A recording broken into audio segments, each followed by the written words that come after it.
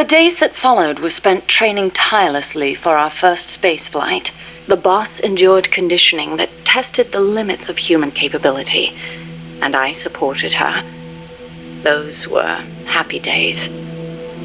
On April 12th, the spacecraft carrying the boss left the Earth's atmosphere.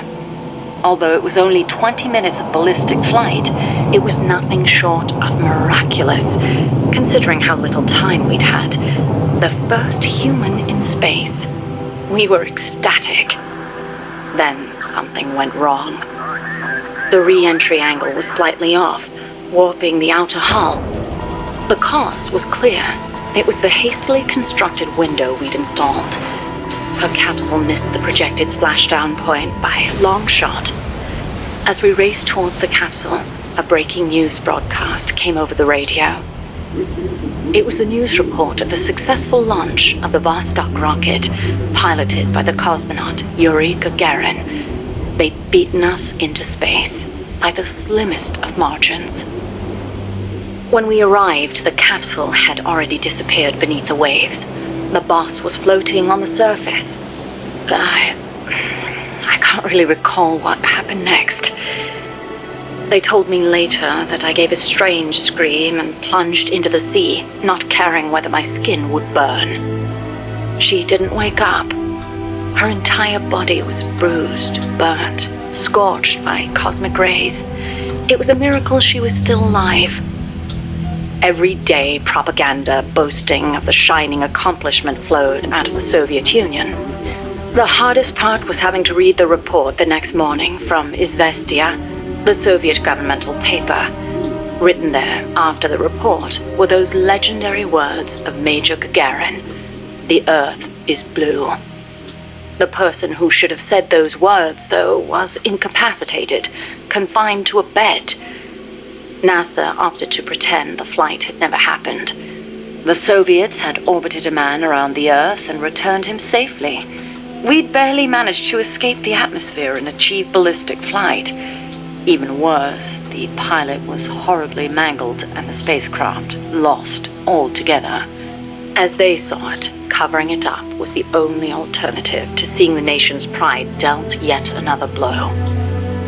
I've been told military records show the boss was taking part in the Bay of Pigs incident at the time. They were that desperate to erase the whole affair. In the end, Alan Shepard's ballistic flight 1 month later became known as America's first spaceflight. Shepard's flight owed its success to insights earned through the boss's sacrifice. But to me, none of that mattered.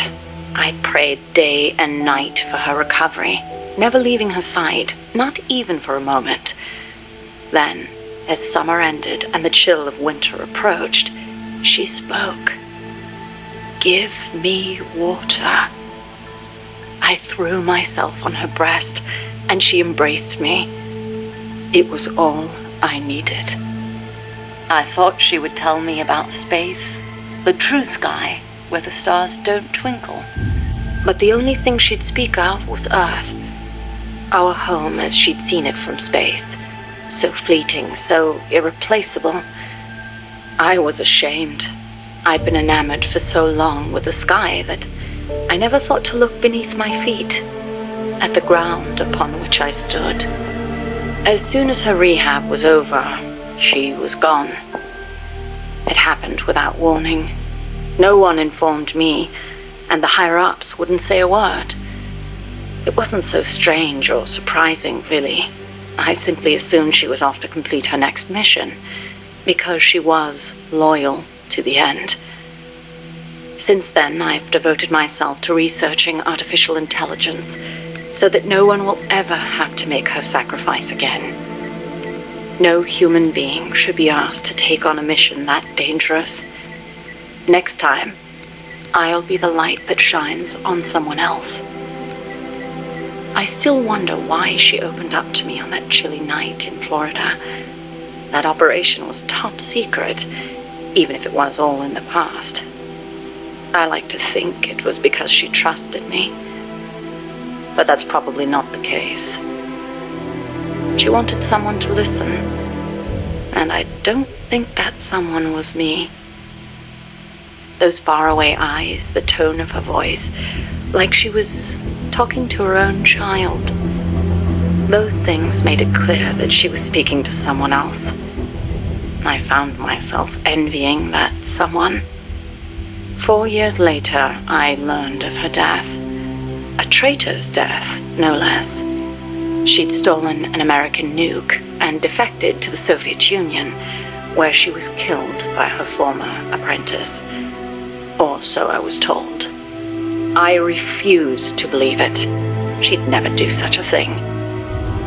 I could think of only 2 possibilities. Either she really was trying to bring East and West together, or she truly did want to be killed. She believed the world is not the way it's supposed to be, that it's been unbalanced by the tenuous peace offered of nuclear deterrence, and that she was to blame. Perhaps her death was an act of atonement. She was loyal to the end, to our world.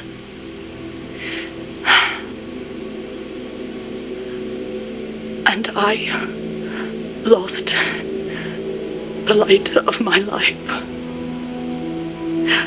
I now find myself victim to an incredibly irrational emotion of my own. That someone, the one she wanted to confess her sin to, could it be the one who took her life? The very thought drives me utterly mad with jealousy. One day, I will discover the truth.